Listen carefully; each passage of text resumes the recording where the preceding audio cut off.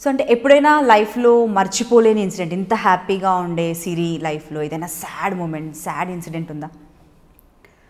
ఇందాక మీకు చెప్పినట్టుగా మా ఫాదర్ లేకపోవడమే నాకు అది పెద్ద అసలు షాక్ అనమాట. ఓకే. వెన్ ఐ వాజ్ 8 ఇయర్స్లో ఏం తెలుస్తుంది, ఫాదర్ ఇలా బాగాలేదు అని ఫోన్ వచ్చింది. అప్పుడు ఫాదర్ చనిపోయారు అని ఫోన్ వచ్చిందనమాట. అప్పుడప్పుడు వెళ్ళాము, బట్ హీజ్ ఓకే, కొంచెం కండిషన్ సీరియస్గా ఉందని చెప్పారు. తను ఇక్కడికి రాలేదు, ఎందుకంటే ఆయన చచ్చిపోతానని ముందే తెలుసు, డాక్టర్ చెప్పేశారు ఆయనకి. సో ఏదైనా హెల్త్ ఇష్యూ. సో ఇక్కడికి వచ్చి మమ్మల్ని ఇబ్బంది పెట్టడం ఇష్టం లేదు అని ఫిక్స్ అయ్యారు ఆయన. మాకు అప్పుడు తెలియదు, మేము చాలా ఫోర్స్ చేసాము, రమ్మని రాలేదు. సో తర్వాత మళ్ళీ కాల్ వచ్చింది చనిపోయారని. ఇంకా వెళ్ళి చూసేసరికి అసలు అది ఇంకా దీని మాటలో చెప్పలేం. ప్రతి అమ్మాయికి అది ఎలా ఉంటుందంటే ఆ టైంలో బ్లాంక్ అయిపోతుంది. అండ్ మా ఫాదర్ నన్ను దగ్గరకు రమ్మన్నారు. నేను ఇప్పటికీ అది ఫీల్ అవుతూ ఉంటా. ఎప్పుడు చనిపోయి ఒక 50 సెకండ్స్ ముందు అనుకుంటా నన్ను రమ్మంటే నేను వెళ్ళలేదు.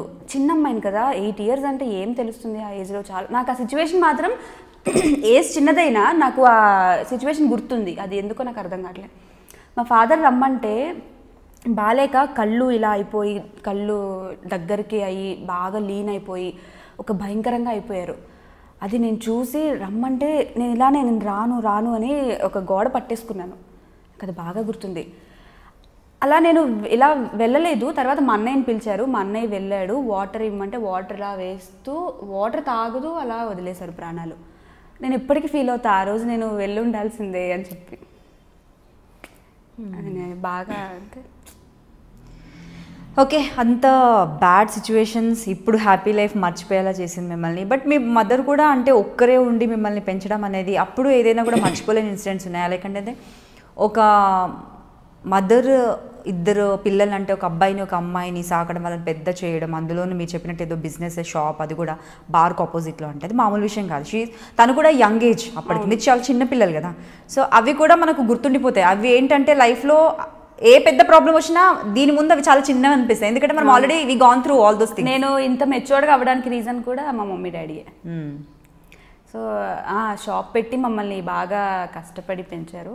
అక్కడ బార్ షాప్ అంటే డ్రింక్ చేసేవాళ్ళే. లైక్ మమ్మీని కొంతమంది అయితే ఎంతకు వస్తావని కూడా అడిగారు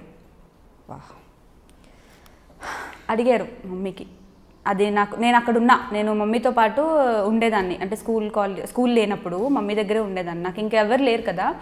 సో మమ్మీ దగ్గర ఉంటే నేను నా చెవులారా విన్నా. నాకు దాని మీనింగ్ కూడా తెలియదు ఆ ఏజ్లో. తర్వాత తెలిసింది, మమ్మీ వాళ్ళు మాట్లాడుకుంటుంటే విన్నాను నేను. మా అమ్మమ్మ వాళ్ళతో మాట్లాడుతూ విన్నప్పుడు ఆ రోజు ఇలా అయింది కదా, అప్పుడు కదా నాకు తెలిసింది అని చెప్పి తర్వాత అనిపించింది. సో ఎంత బాధపడి మిమ్మల్ని పెంచినందుకు ఇప్పుడు మీ మదర్ని మీరు ఇంట్లోనే కూర్చోబెట్టి చూసుకుంటున్నారు. టచ్ వుడ్ ఎప్పుడు ఆవిడ హెల్తీగా ఉండాలి, మీరు మీ మామ్ని అలా బాగా చూసుకోవాలని. నాకు మా మామ్ కన్నా మా అమ్మమ్మ ఇంకా ఇష్టం. ఎందుకంటే తను లేకపోతే నేను ఈరోజు ఇక్కడ మీ ముందు ఉండను. మా ఫాదర్ చనిపోయాక ఎవరు మమ్మల్ని తీసుకోలేదు, మా నాన్నమ్మ వాళ్ళు కానీ ఎవరు అసలు తీసుకోలేదు మమ్మల్ని.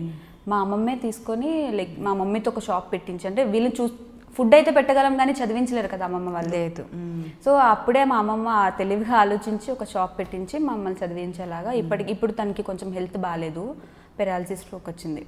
Okay. So she my all time favourite. అంటే మా అమ్మమ్మ అంటే ఇంకా నాకు చాలా పిచ్చి అనమాట.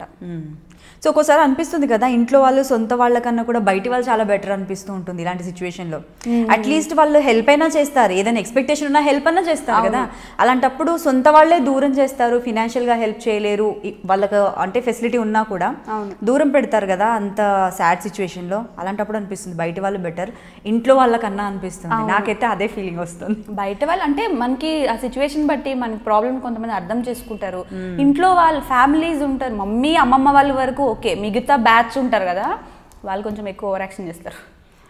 సో అట్లా ఇంత క్యూట్ అమ్మాయిని బాధ పెట్టి కన్నీళ్ళు తెప్పించేది నాకు ఫస్ట్ టైం చాలా బాధగా ఉంది.